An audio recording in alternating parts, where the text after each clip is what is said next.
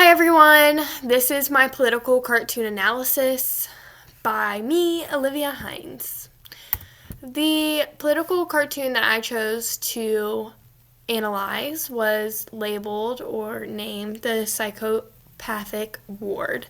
Underneath is the link here to view that political cartoon if you would like to view it.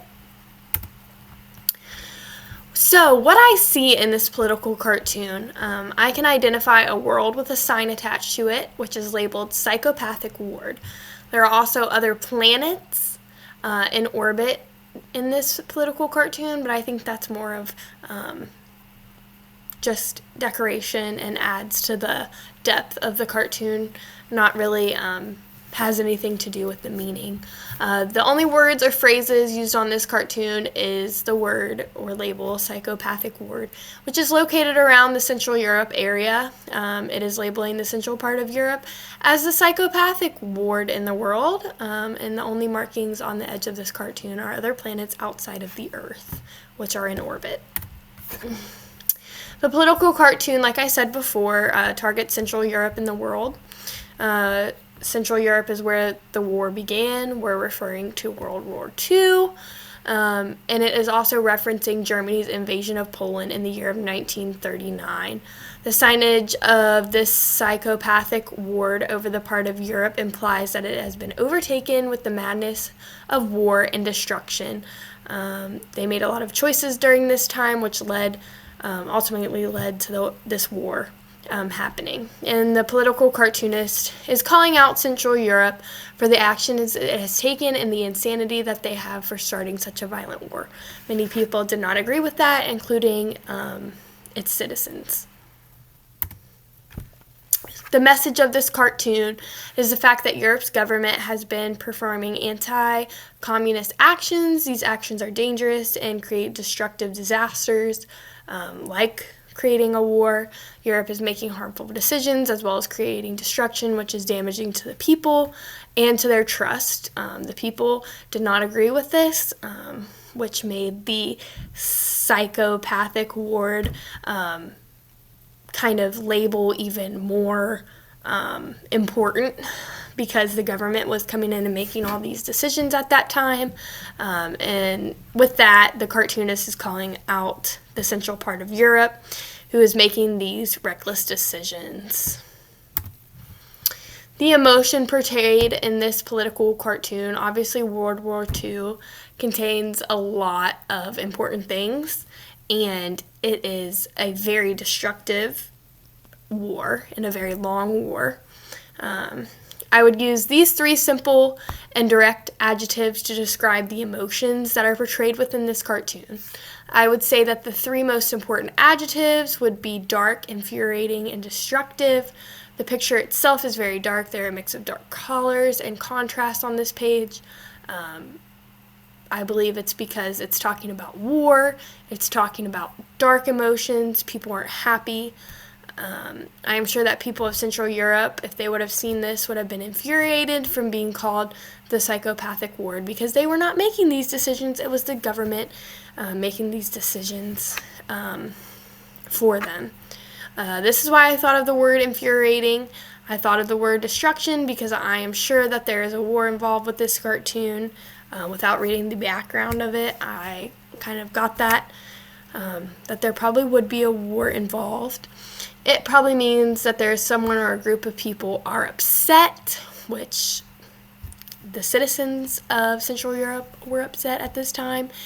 And wars cause destruction, obviously, which made me think of this adjective, destruction.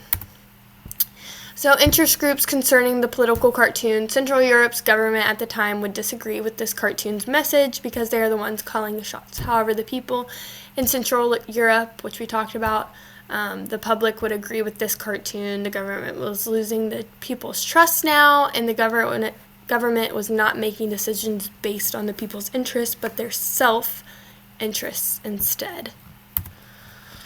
So, my future planning with political cartoon analysis. This was super fun, and I know that in the future, my kids would like it, my students would like it.